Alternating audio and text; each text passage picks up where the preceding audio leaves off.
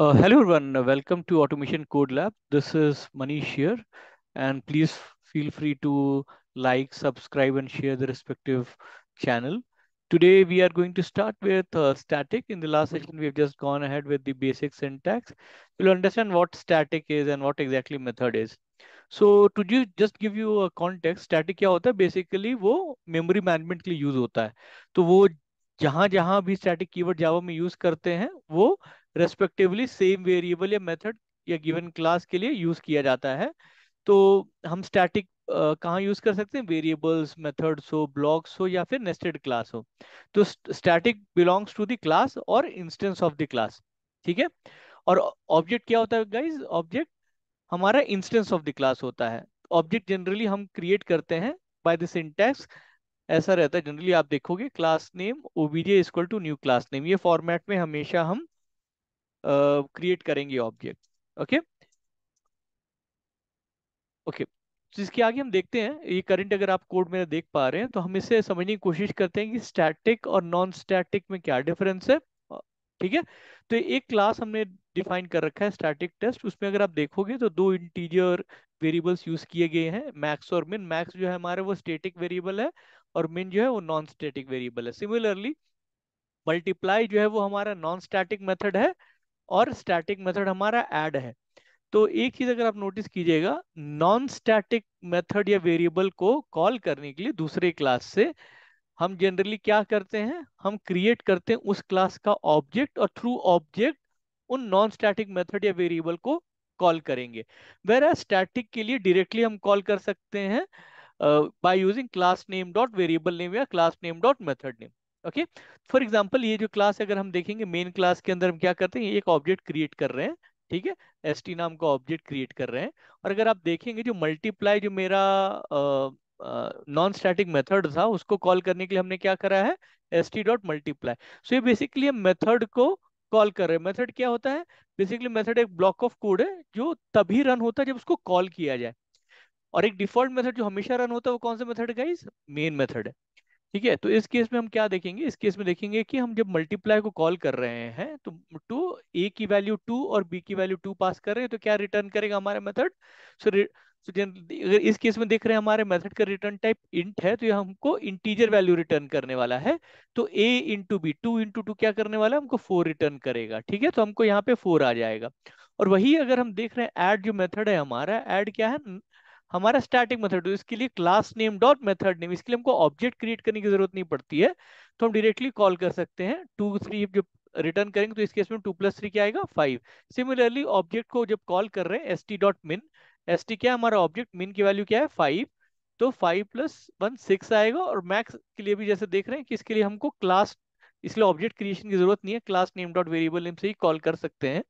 तो मैक्स की वैल्यू हमारी क्या है? 10 और 1 ऐड करेंगे तो 11। तो अगर हम ये कोड को रन करते हैं तो we can see just one. हाँ, हमारे पास रेस्पेक्टिव वैल्यूज आ रही है। एक सेकंड मैंने, हाँ, जस्ट स्वैप इसको मेन डालता हूँ और इसको स्टैटिक टेस्ट डालता हूँ। हम्म, क्योंकि वो रेस्पेक्टिव रेफरेंस को हमेशा कॉल करेगा। एक सेकंड। तो कैसे हमेशा ध्यान दीजिएगा, जो आपका जो पब्लिक क्लास जो है वो हमेशा सेम क्लास नेम होना चाहिए जो मेन यूज कर रहे हैं। तो सेम कोड को सिर्फ हमने यूज किया है। तो इस केस में अगर आप देख पा रहे हैं हमारे आउटपुट में 2 2 इंटू 2 4, 2 + 3 5 जो हमने कॉल किया था एग्जैक्टली वैसे ही कॉल किया गया है इस केस में। तो ये हमारे लिए स्टैटिक वेरिएबल्स और मेथड्स के लिए हमने डिस्कस किया था। अब एक और चीज हम गो थ्रू करेंगे अभी के सेशन में। एक और चीज रीड करेंगे। अभी तो हम सिर्फ कंसोल, अभी हम डायरेक्टली इनपुट फीड कर दे रहे हैं वेरिएबल्स में, पर अगर हमको कंसोल से रीड करना रहा तो हम कैसे कर सकते हैं? एक तरीके हैं, बेसिकली 4 तरीके होते हैं। एक है बफर्ड रीडर क्लास के थ्रू, अगर आप मेरी स्क्रीन देख पा रहे हैं तो हम बफर्ड रीडर रीडर ऑब्जेक्ट लेते हैं जिसमें एक बफर्ड रीडर, तो रीडर क्या हुआ हमारा? ऑब्जेक्ट हुआ on class buffer reader which is a pre defined class in the library. और इसके अंदर हम एक नया ऑब्जेक्ट इंस्टेंस क्रिएट कर रहे होते हैं, input stream reader system dot it. So basically system dot इन से मतलब हम बेसिकली रीड कर रहे हैं कंसोल से रिस्पेक्टिव वैल्यूज। और रीड कहाँ से कर रहे हैं उसको? हम लोग ये object reader dot read line से बेसिकली रीड कर रहे होते हैं, और ये कैसे रीड हो रहा होता है, as form of string read हो रहा होता है। तो नेम जो भी आपने डाला होगा वो एज स्ट्रिंग चला जाएगा by using the buffer reader class. Now there is another way of doing it, generally बहुत लोग ये यूज करते हैं, initially scanner. So scanner basically क्या होता है, स्कैनर एक ऑब्जेक्ट क्रिएट करते भी ऑलरेडी एक डिफाइंड है लाइब्रेरी में। तो Scanner class, so object equal to new Scanner System dot in. So उस केस में क्या होता है कि हम लोग नया ऑब्जेक्ट क्रिएट करते हैं, और उसके केस में we are going to read. So यहाँ पे अलग अलग मेथड यूज होते हैं, जैसे अगर हमको स्ट्रिंग रीड करना है तो हम नेक्स्ट लाइन यूज करते हैं, इंट रीड करना है तो नेक्स्ट इंट यूज करते हैं, और फ्लोट यूज कर रीड करना है, डेसिमल रीड करना है तो नेक्स्ट फ्लोट यूज करते हैं। So accordingly you can see कि हम ऐसे कंसोल से रीड कर सकते हैं रेस्पेक्टिव कोई भी इनपुट वैल्यूज। ठीक है, और एक कंसोल क्लास भी होती है, we can go ahead and give console class system dot console dot read line, and हम कमांड लाइन से भी दे सकते हैं, but generally we will be only utilising the first two approaches ideally.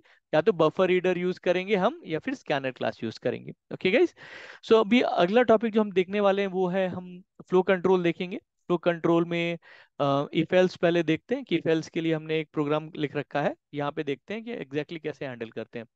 तो अगर देखेंगे जो पहला कंडीशन, तो इफ क्या है, एक कंडीशनल स्टेटमेंट है। अगर ये स्टेटमेंट ट्रू है, अगर चेक करते हैं अगर ये रेस्पेक्टिव ट्रू है तो इसके अंदर जाएगा, वरना बाहर it will execute, it wouldn't execute. If the condition is true then only it will go ahead and execute the if block.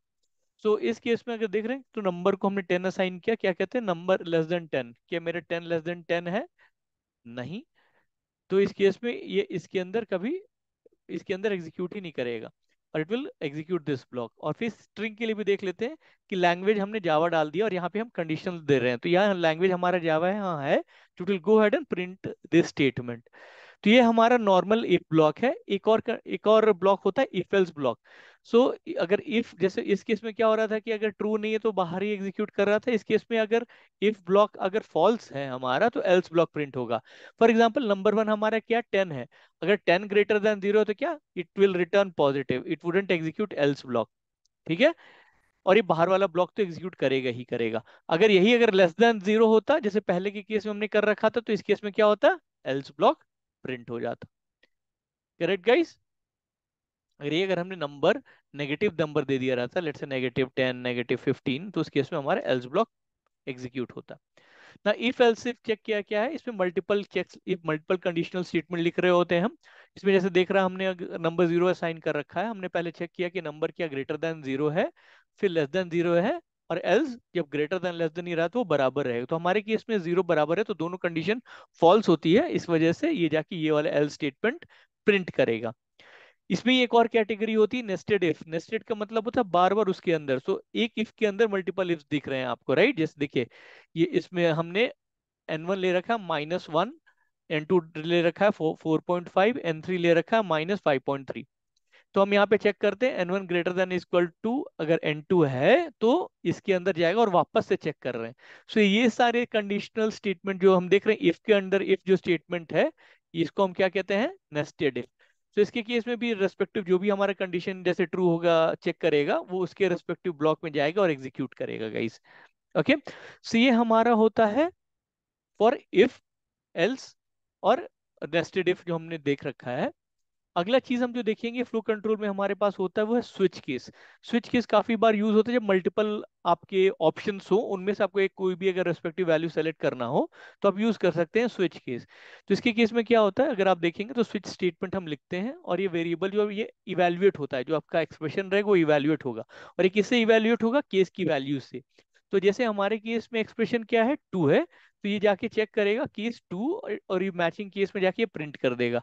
अगर फॉर एग्जांपल हमने 5 दिया रहता जो मैचिंग केस में नहीं है, तो इस केस में वो क्या करेगा, वो जाके डिफॉल्ट केस प्रिंट कर देगा। I hope everyone is clear on this. Now the next thing that we are going to see is on the loops. हम लूप्स देखते हैं। लूप्स में हमारे पास बेसिकली अगर मैं बात करूं तो फॉर, वाइल, डू वाइल, यही सारे हैं। फॉर में भी फॉर ईच यूज करते हैं हम। तो पहले एक बार चेक करते हैं ये सारे लूप्स कैसे यूज करते हैं हम लोग, will go through it guys. तो हम लोग अभी लूप्स की जब बात कर रहे हैं, लूप्स और कंडीशनल स्टेटमेंट अलग होते हैं। कंडीशनल स्टेटमेंट हम कंडीशन को चेक करने के लिए यूज करते हैं, लूप का मतलब होता है इटरेटिव अप्रोच, मतलब बार बार सेम चीज करना। तो इसमें मैंने अलग अलग मेथड्स लिख रखे हैं गाइस, हर एक मेथड में रेस्पेक्टिव इम्प्लीमेंटेशन कर रखा है। एक बार एक चेक करते हैं हम। तो फॉर चेक करते हैं कि फॉर लूप कैसे यूज करते हैं। अगर आप देखेंगे हमारे करंट कोड में, तो हमने एक सम वेरिएबल को 0 इनिशियलाइज कर रखा और एन को 1000 लिख रखा है। तो ये क्या करेगा, हमारा एक लूप है, इसके फॉर के अंदर 3 स्टेटमेंट्स होते हैं। पहला है इनिशियलाइजेशन, दूसरा है कंडीशन, और तीसरा हम या तो इंक्रीमेंट कर रहे होते हैं या फिर डिक्रीमेंट कर रहे होते हैं अपना लूप। तो इस केस में हम क्या कर रहे हैं, अगर आप देखेंगे तो हम आई जो है 1 से स्टार्ट कर रहे हैं, और हमारा कंडीशन कब तक चलेगा, जब तक वो 1000 तक नहीं पहुंच जाता, बराबर 1000 के बराबर तक नहीं पहुंच जाता। और कैसे इंक्रीमेंट हो रहा है, एक एक करके हम इंक्रीमेंट कर रहे हैं। और एक चीज ध्यान दीजिएगा, i plus plus plus plus i, similarly i minus minus और माइनस माइनस आई, इसमें अंतर होता है। क्या अंतर होता है, आई प्लस प्लस में मतलब वो आई की वैल्यू इटरेट करेगा, उसके बाद अगले लूप में वो आई की वैल्यू बढ़ेगी। प्लस प्लस आई में पहले वो बढ़ेगा फिर इटरेट कर रहा होता है। जैसे हमने प्लस प्लस आई यूज किया तो पहले ये आई की वैल्यू 2 हो जाएगी, एंड तब आगे बढ़ेगी। सिमिलरली आई माइनस माइनस में क्या अगर होगा, अगर हम यूज कर रहे होंगे, तो यहाँ पहले वो रेस्पेक्टिव वैल्यू से इटरेट होगी, उसके बाद में वो जाके डिक्रीज होगी। और माइनस माइनस आई में पहले डिक्रीज होगी और फिर बाद में जाके इटरेट करेगा। ओके, सो इस केस में सम प्लस इक्वल टू आई, इसको शॉर्ट हैंड ऑपरेटर बोलते हैं। शॉर्ट हैंड मतलब हमने sum equal to sum plus i को हम sum plus equal to i भी लिख सकते हैं, इसका यही मतलब होता है। तो ये बेसिकली क्या कर रहे हैं, हम sum of all the basically natural number कर रहे हैं अप टू 1000, तो ये हमको सम देने वाला है। तो एक ही चीज बार बार कर रहे हैं, देख रहे हैं हम लोग इसको। और इसको इम्प्लीमेंटेशन के लिए हमने फॉर यूज किया है। अब फॉर ईच जनरली यूज होता है कहीं भी एरेज में, लिस्ट में, जैसे हम आगे देखेंगे।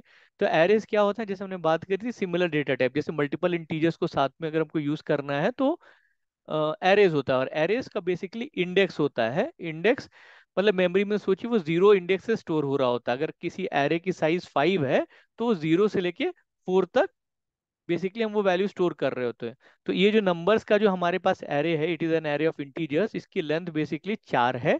पर ये इंडेक्स में 0 इंडेक्स पे 3 स्टोर होगा, 1 पे 7, 2 पे 5, एंड लास्ट वाले इंडेक्स जो हमारे 3 इंडेक्स है वो -5 स्टोर होगा।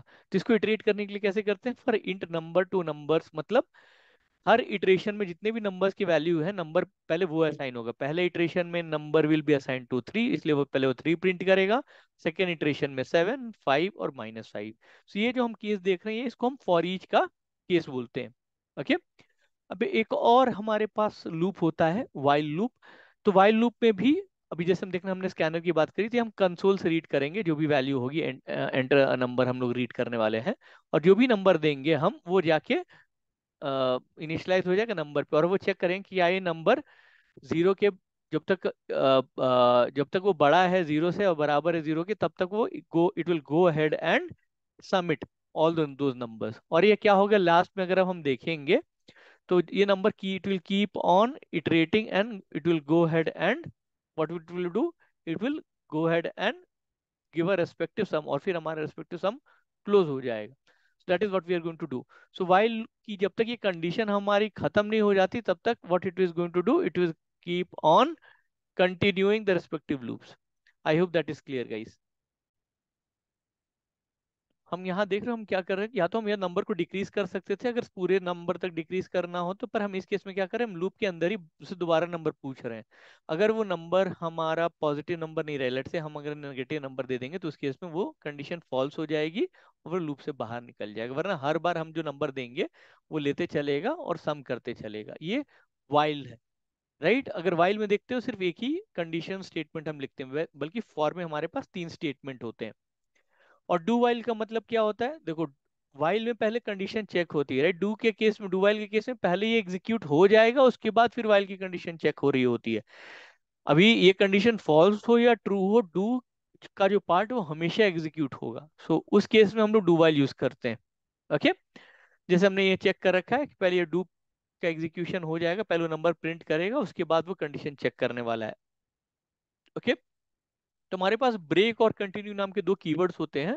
ब्रेक तब यूज करना होता है जब हमको कभी भी किसी भी लूप से बाहर निकलना हो, I want to terminate that loop. तो जैसे हमने इटरेट किया है लूप, अब जैसे देख सकते हैं हम फॉर लूप यूज कर रहे हैं और हमको इटरेट करना है 1 से लेके 10 तक। पर हम बोल रहे हैं जब हमारा लूप का जो आई का वैल्यू है 5 आ जाएगा तो बाहर निकल जाओ। तो it will come out of it. तो हम लोग देखेंगे जब ये लूप खत्म हो चुका रहेगा, लास्ट वैल्यू जो जब भी हम लोग देखेंगे, इट शुड 5 के वैल्यू पे it will come out, so it is not going to go ahead and print the values of 5। 5 के बाद की जितनी वैल्यूज प्रिंट नहीं करेगा वो, वरना आइडली अगर ये कंडीशन नहीं होती तो it will would have gone ahead and printing all the values from 1 to 10। Continue का क्या मतलब है? कंटिन्यू जस्ट उल्टा, कि जब भी वो कंडीशन आए तो उसको स्किप करना है। जैसे मेरे को किसी इटरेशन में कोई वैल्यू चाहिए कि स्किप करे, ठीक है, तो it will keep on executing और it will keep on continuing the loop. ठीक है, तो जब भी हमारा आई 4 से बड़ा हो और 9 से छोटा हो, तो ये बेसिकली ये वाला जो स्टेटमेंट है हमारा स्किप हो जाएगा, मतलब वो लूप का इटरेशन स्किप हो जाएगी basically. So that is what it is continue.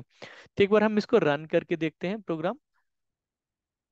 शुरुआत के जो अगर हमने प्रोग्राम अगर देखा है, तो जो पहला प्रोग्राम हमने कर रखा था वो फॉर ईच के लिए हमारा रेस्पेक्टिव वैल्यू आया है सम 500 सम ऑफ 1000 नेचुरल नंबर्स का। फॉर ईच के लिए हमसे ये नंबर मांग रहा है, तो पहले जैसे आप देख रहे हैं फॉर ईच में भी, सॉरी, फॉर ईच के लिए इसने सारे नंबर्स प्रिंट किए हैं, हर एक एक एक वैल्यूज 3 7 5 -1। और वाइल के लिए हमने बोला था ना कि हमने एक नंबर देना, जैसे मैंने एक नंबर नंबर 10 दे दिया, तो वापस से कंडीशन के दोबारा में से पूछ रहा, तो मैंने 5 दे दिया, अभी तक देते चल रहा है, तो let's say I will give -5 in this case. जैसे -5 दिया, वो it will go ahead and come out of the loop, वो बाहर लूप से आ गया। देख रहे हैं उसके इसमें सम उसने 15 प्रिंट करिए, 10 और 5 का ही सम प्रिंट किया, लूप बाहर आ गया। डू वाइल के केस में क्या होगा, इट विल कंटिन्यू। बेसिकली हमारा आई की वैल्यू जो हमने 1 2 दे रखा था, जब तक ये कंडीशन ट्रू है it will keep on continue. इसलिए आप देख रहे हैं 1 2 3 4 5 तक कंटिन्यू हो रहा है। और ब्रेक के केस वाला, अब नीचे वाले जो आउटपुट देख रहे हैं 1 से लेके ये वाली जो वैल्यूज देख रहे हैं, यहाँ से भी अगर आप देखिएगा 1 टू लेके 4 तक ही आउटपुट दे रहा है। क्यों? क्योंकि 5 से लेके जो 10 तक है वो आउटपुट नहीं दे, क्योंकि हमने लूप 5 पे ही ब्रेक कर दिया। सो 1 से 4 तक का लूप जो था वो प्रिंट हुआ स्टेटमेंट, 5 ऑनवर्ड्स वो लूप स्किप हो गया, और या बेसिकली ब्रेक हो गया। और कंटिन्यू वाली में अगर आप देखेंगे तो 4 की बड़ी वाली वैल्यू और 9 से छोटी वैल्यू, मतलब 5 से लेके 8 की वैल्यू आप देख सकते हैं इस केस में स्किप हुआ है। कंटिन्यू, ब्रेक का मतलब लूप से बाहर आ जाना, और continue is like it will skip that iteration. Okay, I hope it make sense guys. So ये हम लोगों ने बेसिक कंट्रोल फ्लो देखा, स्टैटिक मेथड्स के बारे में और जानकारी ली। आगे सेशन में हम ऊप्स के बारे में और कंटिन्यू करेंगे। अगर कुछ भी आपको कमेंट करना हो, कुछ भी सही लगता है, तो please give a like button and give your comments respectively. Thank you for following this channel guys, and have a great day ahead. Bye.